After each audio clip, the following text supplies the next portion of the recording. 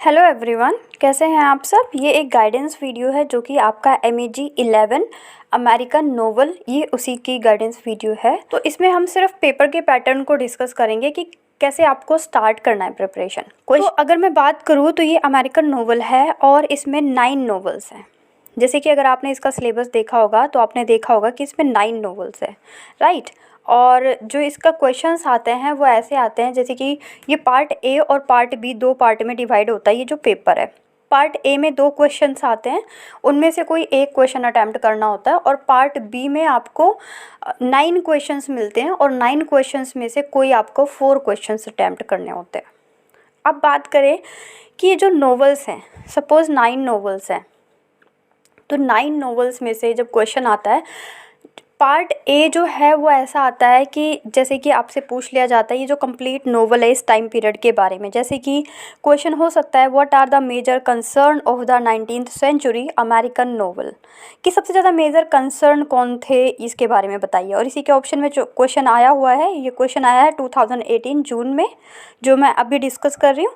Discuss the influence of 2 American writers of your choice, किसी भी 2 American writer को हमें डिस्कस करना है। तो मतलब ये है कि जो पहला क्वेश्चन आता है वो ये जो कंप्लीट 9 नोवेल्स हैं आपकी, ये पूरी अमेरिकन नोवेल है, ठीक है।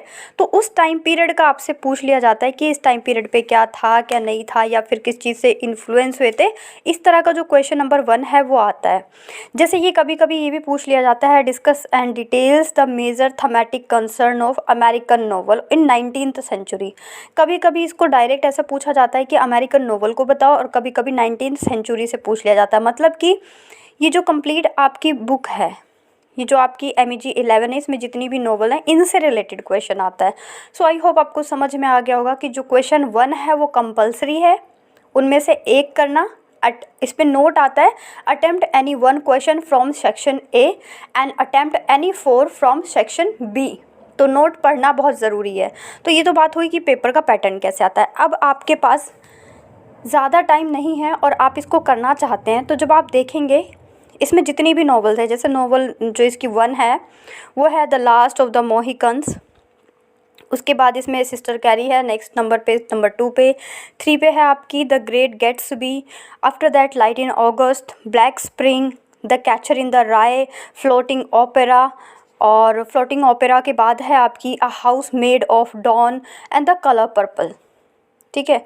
ये 9 नॉवेल्स हो गई। और सेक्शन बी में आपसे क्वेश्चन भी 9 ही पूछे जाएंगे, राइट। क्वेश्चन 3 से लेके क्वेश्चन 11 तक जितने भी क्वेश्चंस आते हैं that is in part B.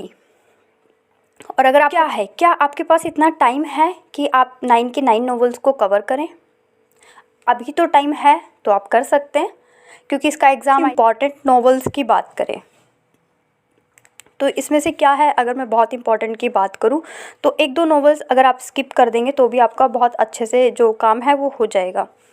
जैसे कि आपको कवर करना है नोवेल 1 कीजिए आप, द लास्ट मोहिकन, जो इम्पॉर्टेंट है वो लिखिए। लास्ट मोहिकन नहीं छोड़ना है, आपको करना है। सिस्टर कैरी करना है, 2 हो गई। The great Gatsby 3, light in August 4, the catcher in the rye 5, और इसके बाद आप कर लीजिए ये जो लास्ट की 2 नोवेल्स है a house made of dawn और द कलर पर्पल। मतलब क्या कि आप 6-7 भी कर लेंगे। अगर आप इसमें से टोटल 9 में से कोई 2 छोड़ देंगे तो भी जो आपका एग्ज़ाम है, जैसे कि जो छोड़ना है अगर मैं उनकी बात करूं तो ब्लैक स्प्रिंग और फ्लोटिंग ओपेरा, अगर इन दोनों को आप छोड़ देंगे तो भी है कि आप अपने बहुत ईजिली तरीके से आप अपना क्वेश्चन पेपर अटैम्प्ट कर पाएंगे। और अगर आप द बेस्ट चाहते हैं तो अगर आप पूरी करते हैं that is your bonus, right, कि आप पूरा कर लीजिए। और अगर आपको स्मार्ट मूव चाहिए तो आप इन दोनों को छोड़ के बाकी सारा कंप्लीट कर लीजिए, जो 5 नंबर पे है ब्लैक स्प्रिंग और फ्लोटिंग ओपेरा। लेकिन अगर आप इन दोनों को छोड़ रहे हैं तो बाकी जितनी भी आप करेंगे 7 नोवेल्स वो बहुत प्रॉपर तरीके से करेंगे। तो ये तो बात हो गई एक स्मार्ट तरीके से, किस तरीके से आप लिखेंगे, मतलब किस तरीके से आपको प्रिपरेशन स्टार्ट करनी है। जैसे कि मैंने थंब पे भी लिखा है कि बिल्कुल लास्ट मोमेंट पे, अगर आपने पूरे साल भी कुछ नहीं पढ़ा है, लास्ट के मंथ्स में भी कुछ नहीं पढ़ा है, तो अभी इन 4-5 दिनों के अंदर आप बहुत अच्छा कर सकते हैं। नेक्स्ट थिंग इज़ कि जो क्वेश्चंस रिपीट हो रहे हैं, जैसे जो रिपीटेड क्वेश्चंस हैं आप उनको गो थ्रू कीजिए। हर नोवेल से एक क्वेश्चन आता है, हर एक नोवेल से एक क्वेश्चन ज़रूर आता है, इसीलिए जो आपका सेक्शन बी है उसमें 9 क्वेश्चंस होते हैं और आपकी टोटल नंबर ऑफ नॉवेल्स भी कितनी है, 9 है। कभी कभी होता है कि एक ही नोवेल से 2 क्वेश्चन पूछ लिया, ये बहुत रेयर होता है, पर 8 तो ऐसा है कि 8 क्वेश्चन 8 नोवेल से तो आपको मिलेंगे। तो स्मार्ट मूव कीजिए और अपना पढ़ना स्टार्ट कीजिए। अब बात आती है हाउ टू राइट आंसर्स। तो क्वेश्चन पे डिपेंड करता है कि आपको आंसर कैसे लिखना है। जैसे कि अगर एग्जांपल के लिए मैं बोलूँ, what role does Sophia play in the novel the colour purple, कि कलर पर्पल में जो सोफिया का एटीट्यूड था वो कैसा प्रेजेंट किया गया है, तो इसके बारे में आपको लिखना है। तो एक तो तरीका होता है कि आप थोड़ा सा राइटर के बारे में बता दीजिए जिन्होंने इसे लिखा है।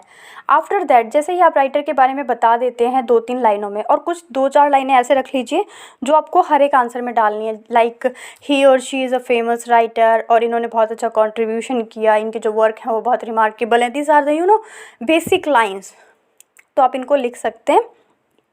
आफ्टर दैट आप बात कीजिए बिल्कुल शॉर्ट में 4-5 लाइन्स में कि जो नॉवल है वो किस चीज़ को रिफ्लेक्ट करती है, लाइक बेसिक थीम क्या है इसका, किस चीज़ को मेन फोकस करती है।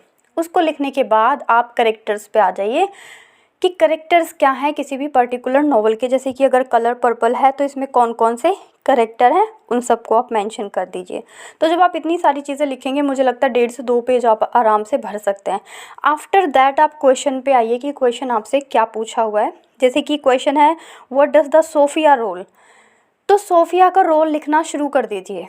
जहाँ जहाँ पे भी उसका इंटरेक्शन हुआ है दूसरे करेक्टर्स के साथ, या वो जो मैसेज दे रहा है सोफिया नाम का करेक्टर, इसको पूरा इलेबोरेट कर दीजिए। और इलेबोरेट करने के बाद अगर आपके पास पेजेस बचते हैं, like I told you earlier also कि जो आपका क्वांटिटी ऑफ पेजेस हैं उनको क्वेश्चंस में डिवाइड कर दीजिए। लाइक अगर 25 पेज की सीट मिली है तो 5 pages for each question.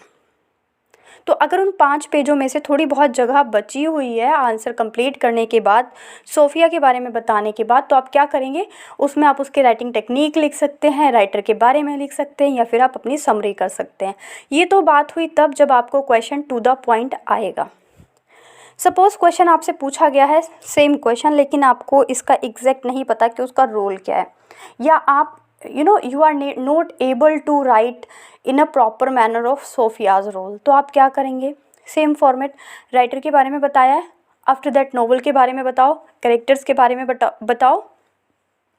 Characters के बारे में बताने के बाद आप क्या करेंगे, समरी लिख दीजिए। बिकॉज जब आप समरी को स्टेप बाय स्टेप एलाबोरेट करते हैं तो जितने भी क्वेश्चंस हैं वो सारा कवर हो जाता है। समरी मीन्स वर्ड कि कंप्लीट स्टोरी की, नोवेल की, किसी भी पर्टिकुलर नोवेल या किसी भी पर्टिकुलर ड्रामा की क्या स्टोरी नरेट की गई है, तो वो स्टोरी पूरा कंप्लीट आप लिख दीजिए। पर समरी को इम्पोर्टेंस कब देना है, जब आपको पर्टिकुलर क्वेश्चन पे आप ना लिख पा रहे हो, आपको समझ में ना आ रहा हो क्या लिखना है, तब लिखना है। अदरवाइज़ आप क्वेश्चन को गो थ्रू कीजिए। क्वेश्चन ना आए तो समरी तो है ही है, राइट। तो ये एक प्रॉपर तरीका है कि आपको किस तरीके से आंसर को प्रॉपर बैंडअप करना है, असेंबल करना है। अब आप बोलेंगे कि कैरेक्टर के बारे में ना पूछा हो, तो देखिए, ना तो आपसे राइटर के बारे में पूछेगा अलग से कि राइटर के बारे में बताओ और वही 5 नंबर 20 नंबर में दे दिया, ना ही आपसे कैरेक्टर के बारे में पूछेगा। लेकिन एक तरीका होता है कि आप सबसे पहले राइटर के बारे में बताओ, फिर उस नोवेल के बारे में 2-4 लाइनों में एक्सप्लेन करो, आफ्टर दैट आप कैरेक्टर्स के नाम लिख दो। अगर नाम आप फ्लो चार्ट की हेल्प से लिखेंगे तो ज़्यादा इफेक्ट पड़ता है, और अगर नहीं लिखना चाहते तो आप सिंपली नाम भी लिख देंगे तो भी आपका एक अच्छा इम्पैक्ट पड़ेगा, कि जो चेकर है उसको पता चलेगा कि आपने प्रॉपर तरीके से इसको पढ़ा है। दैट्स वाई आपको सारे कैरेक्टर्स के जो नाम हैं वो याद हैं। तो ये हो गई कि आपको आंसर कैसे प्रेजेंट करना है। तो ये एक गाइडेंस वीडियो है MEG 11 से रिलेटेड, जिसमें मैंने डिस्कस किया कि पेपर का पैटर्न किस तरीके से आएगा, पार्ट 1 और पार्ट 2 में आएगा। मैंने आपको ये भी बताया कि स्मार्ट स्टडी क्या कहती है। स्मार्ट स्टडी ये कहती है कि जब 9 क्वेश्चंस आएंगे और उनमें से हमें कोई 4 अटैम्प्ट करने रहेंगे पार्ट बी में, इट मीन्स व्हाट कि हम 2 नॉवेल्स को अगर इग्नोर भी कर देंगे तो भी हमारा जो काम है, जो पेपर है, बहुत अच्छे से जो होगा। और वो 2 नॉवेल्स कौन सी इग्नोर करनी है, कोई इंपॉर्टेंट नॉवेल इग्नोर मत कर देना, मैं आपको फिर से बोल रही हूँ। आप इग्नोर कर सकते हैं ब्लैक स्प्रिंग को और फ्लोटिंग ओपेरा को। इन दो को आप इग्नोर कर सकते हैं, बिकॉज मैं जो भी बोल रही हूँ प्रीवियस ईयर के क्वेश्चन पेपर देख के बोल रही हूँ। बाकी किसी नॉवल को इग्नोर मत करना, इन दोनों को इग्नोर कर सकते हो आप, ब्लैक स्प्रिंग और फ्लोटिंग ओपेरा। तो इस तरह से आपके पास 7 नॉवेल्स रहेंगी, आप उनको प्रॉपर तरीके से कर सकते हैं। And again I am repeating, अगर आपके पास टाइम है और आप कंफर्टेबल हैं, वर्किंग नहीं है या फिर घर में ज़्यादा काम नहीं है आपके पास, काम इन द सेंस कि हाउस वाइफ नहीं है आप, बेबी नहीं है, तो फिर आप कंफर्टेबली 9 के 9 नॉवेल्स कंप्लीट कीजिए। सिलेबस ज़्यादा नहीं है और पेपर बहुत बहुत अच्छा आता है MEG 11 का। So good luck to everyone.